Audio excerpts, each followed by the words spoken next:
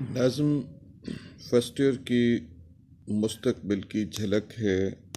شاعر مولانا ظفر علی خان صاحب ہیں اور اشعار ہیں: ان کواکب کے عوض ہوں گے نئے انجم طلوع، ان دنوں رخشندہ تر یہ آسماں ہو جائے گا، پھر نئے محمود ہوں گے حامی دین متیں، بچہ بچہ غیرت علب ارسلاں ہو جائے گا۔ تشریح طلب اشعار میں مسلمانوں کی سیاسی بیداری کی پیشین گوئی کی گئی ہے۔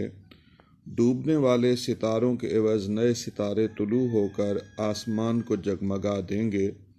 شہدائے راہ حق کے بدلے میں خدا ہماری قوم کو ایسے حریت پسند عطا کرے گا جو غلامی کی سیاہی دور کر دیں گے اور آزادی کی صبح کا روشن سورج طلوع ہوگا۔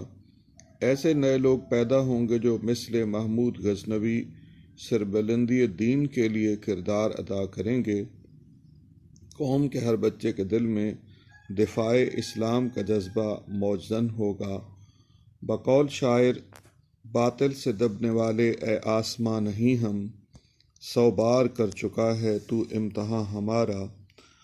عالم اسلام اور برصغیر کے مسلمانوں کی نااہلی کے باعث یورپی نوآبادیاتی نظام غالب آیا۔ غلامی کی زنجیریں توڑنے کے لیے حریت پسند لوگ قربانیاں دے رہے تھے۔ کوئی شہید ہو رہا تھا تو کوئی اپنی عمر پوری کر کے دنیا سے جا رہا تھا۔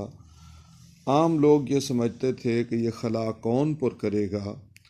ایسے لوگوں کو تسلی دی جا رہی ہے کہ خدا ان کے عوض نئے رہنما عنایت کرے گا۔ ان کی قربانیوں اور جد و جہد کے نتیجے میں عالم اسلام آزاد ہوگا۔ مسلمانوں برصغیر آزاد ہوں گے۔ آزادی اور ترقی کی نعمت سے ہم سرفراز ہوں گے۔ اگر عثمانیوں پہ کوہ غم ٹوٹا تو کیا غم ہے کہ خون 100,000 انجم سے ہوتی ہے سحر پیدا۔ سلطان محمود غزنوی نے ہندوستان پر 17 حملے کیے، سومناتھ کا مندر توڑا، قطب الدین ایبک کے ذریعے سے پہلی حکومت قائم کرائی۔ ان کی اس جد و جہد کے نتیجے میں برصغیر میں دین اسلام پھلا پھولا۔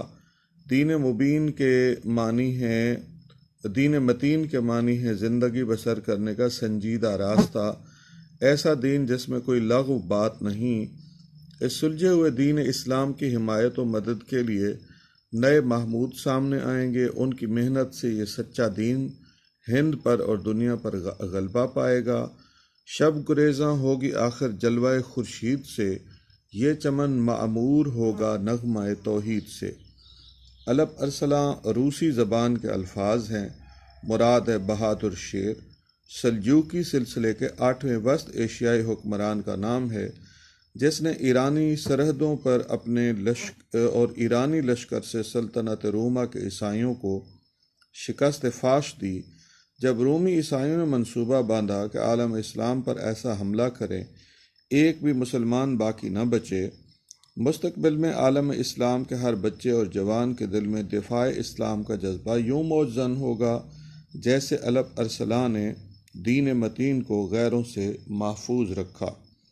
اسلام کی فطرت میں قدرت نے لچک دی ہے، اتنا ہی یہ ابھرے گا جتنا کہ دبا دیں گے۔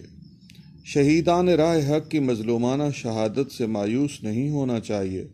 مسلمانوں کو یقین ہونا چاہیے کہ ہر شہید کے بدلے میں خدا ہمیں محمود غزنوی اور علب ارسلان جیسے رہنما عطا کرے گا۔ یورپی غاصب مسلمانوں پر جتنا ظلم کر سکتے ہیں کریں، یہ مظالم مسلمانوں کو مایوس نہیں کر سکتے۔ جب ہمیں عظیم رہنما ملیں گے تو انگریزوں کو ہر ایک ظلم کا حساب دینا پڑے گا۔